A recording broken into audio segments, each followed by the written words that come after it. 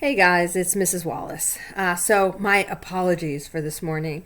I really just goofed. I can't really, I don't have a excuse that makes sense to you guys other than I just looked at the time wrong and somehow in my head was thinking that it started at a different time. I know it's June and I should know this by now, but earlier this week I lost a dear friend of mine and it's just been a really hard week. So I know I was out on Tuesday and just kind of, I guess it threw me off and I am so sorry. I just missed the Zoom. So I did put some things on the agenda for you. I hope that some of that made sense, but I did want to have a Zoom meeting this morning because we had a lot of things to talk about, notably the protests that were ongoing. So a couple of things about that, and then I'll just introduce a couple of other things as well, and just like forgive me that this video has like a lot of pieces to it just because I haven't seen you guys in some time and just need to kind of make up for that.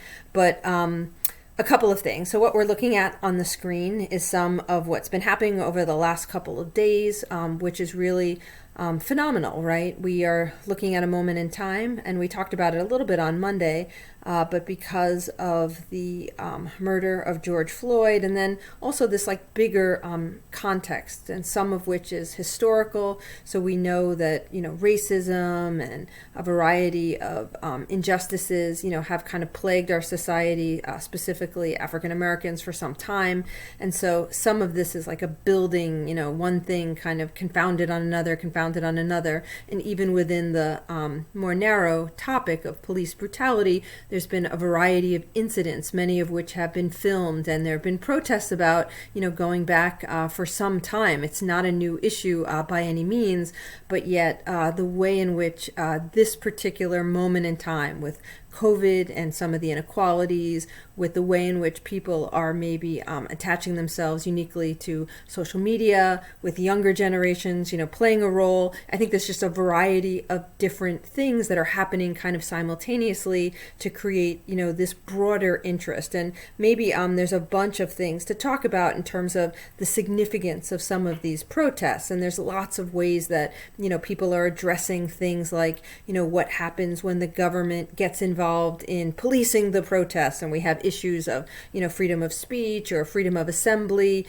President Trump had this photo op at one point, so he was seeking to take a picture near a church, and people were protesting there, so there was like a whole bunch of outcry related to that. And then so we have a question of kind of authority and what authority is doing and where leadership is. And it's interesting because Black Lives Matter as an organization is very, very decentralized. It was never founded to be something that had a definitive leadership and just one agenda.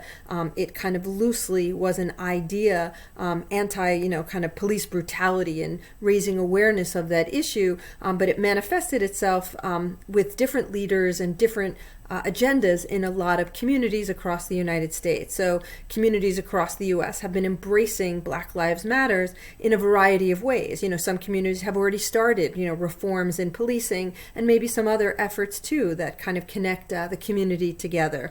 And then, this has also involved a whole bunch of conversations around things like segregation, right? I know we haven't had a lot of time to look at American history in our course this year, but you guys are probably, very familiar with some of the, larger framework of the civil rights movement, and kind of get a sense that, race in our society is very much a social construct, okay? So, we often think of race in terms of, biology or physical characteristics. They're called phenotypes and whatnot, and we know that a lot of that is bunk, right? There's essentially been these boxes that have been created where people have been placed based on physical characteristics or genetics, right, who their parents were, a variety of different ways our society has kind of made decisions about, who's white, who's black, who's Asian, however we kind of define those things. And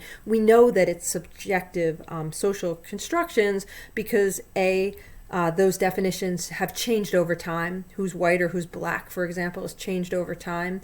And we also know that in a lot of cases, these racial boxings, end up having rights and kind of stereotypes, but, legal and political and economic effects also, because we've subscribed, rights, who has and who does not have, within our society is sometimes attached to, the way we've boxed people up, okay? And so these racial constructs historically, go back to, the idea of in the Americas, right? The time of Columbus and kind of the Spanish colonial powers and, England and Jamestown and whatnot. We see kind of a diversifying of the Americas and lots of these, kind of ways in which people start categorizing groups based on what's ultimately a power system, who has the rights and who has got the property versus who is doing the work, and doesn't have the property. And indigenous peoples and Africans, kind of get caught in this, okay? And, it's a much larger conversation that would be much better for us to have, live, right? But, to give you kind of this like maybe shortened version of how some and why this is important. The reason I wanted to mention these social constructs of race is because, we will be talking about race when we look at the Spanish colonial structures in South America. And it's important to note that in different societies, there are different constructs for race. So in South America, for example, under the Spanish, you have some Spanish settlement and you have high degrees of intermarriage between Spanish, indigenous populations, and Africans. So there's a variety of different kind of racial categories, and there are times when each one of these various racial categories kind of gets some names, and there's an idea within South America of the mestizo, kind of the mixed race individual.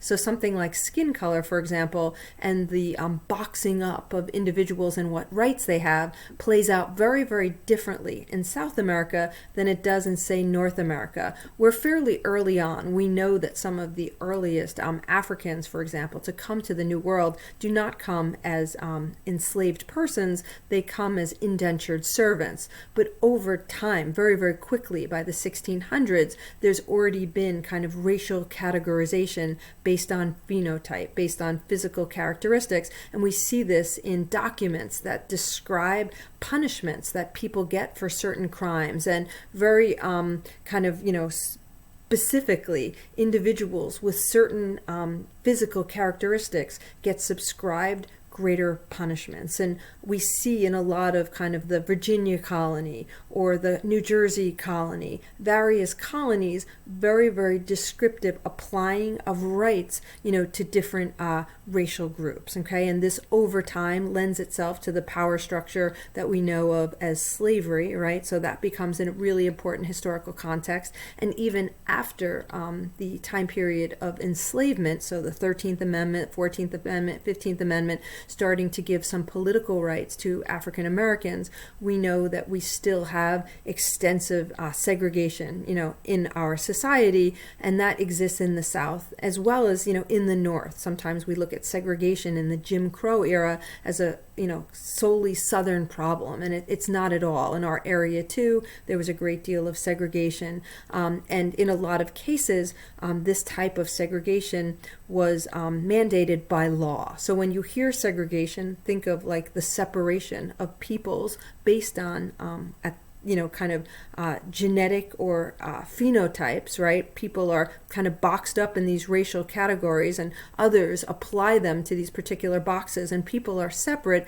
So in the late 1800s, in a state like, Louisiana, we get a situation where Homer Plessy, who's like an eighth black, gets on a railroad car and gets on the white railroad car, and ultimately this becomes a Supreme Court case because Homer Plessy is going to make the case that he should be able to go into the white car, and basically the Supreme Court looks at him and suggests the one drop rule, right? Ultimately he is kind of one drop black, he's black, and so that's distinctive, and that had been applied way earlier than the 1800s in American history. But also really significantly, the Supreme Court says this is like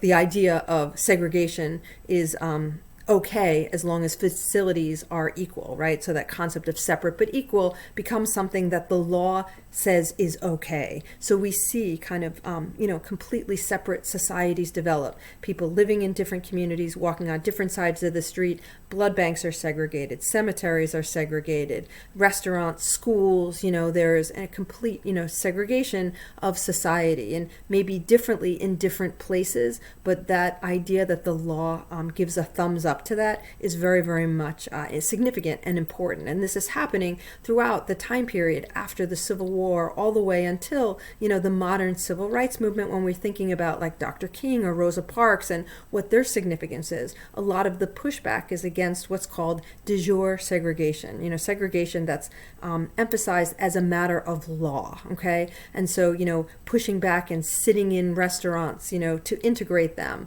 or, not giving up a seat on a bus to integrate the buses. Brown versus Board of Education becomes a Supreme Court case that basically takes away, that separate but equal framework and suggests separate is inherently unequal. The decision to have African Americans in one school and whites in another basically is suggesting that African Americans were not good enough, for the white school. So as a result of Brown versus Board of Education, which is in 1954, there's a movement toward greater emphasis on integration, but it is never instant and it is never easy. People fight this in such a way that the National Guard has to actually walk black kids into white schools, and white schools will close in the middle of March, right? Kind of in an effort to stop this from happening. And so over decades of time, there's integration patterns. And, in terms of kind of like our modern take on some of these protests, I think some of this is about fighting another type of segregation, and this is known as de facto segregation. So segregation kind of comes in two forms: de jure, which is by law, right? Segregation that's mandated by law, okay, and the law allows it. Segregation that happens as a matter of course or because of discriminatory policies is known as de facto discrimination, or de facto segregation, rather. So when we look at kind of our communities, or communities like Minneapolis, or we talk about communities of color and their experience compared to white suburban communities, what we're talking about is de facto segregation, okay? And it's an issue, and it's kind of like the elephant in the room in a lot of cases in terms of the way that we look at these issues. So something I wanted to show you in class, and because I wasn't there, now I have to show it to you this way. So I think you guys can still, not the Incas, that's not what I wanted to show you. Okay, let's see. The two things I wanted to show you. Okay, so bear with me because you know how I am with technology. Okay, so if you can see my screen, hopefully you can. This is a map of Minneapolis. So this is where George Floyd lived, and it is a place where there have been notable issues in terms of segregation of the community, in terms of where whites and blacks live. And there's also a high degree, there's actually a large Asian enclave that has background from Laos, Vietnam, and came to the U.S.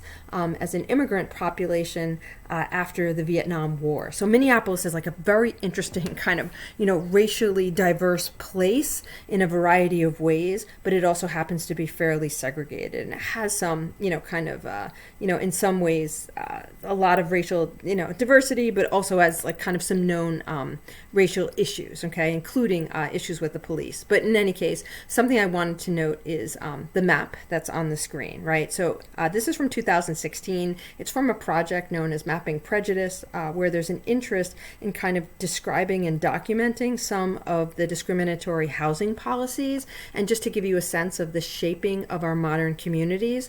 And this lends itself, I think, to some of the context that is helpful to understand a place like Minneapolis, or many, many, many communities, including the ones we live, right? I'm not trying to suggest this is unique to Minneapolis, but just using it as an example.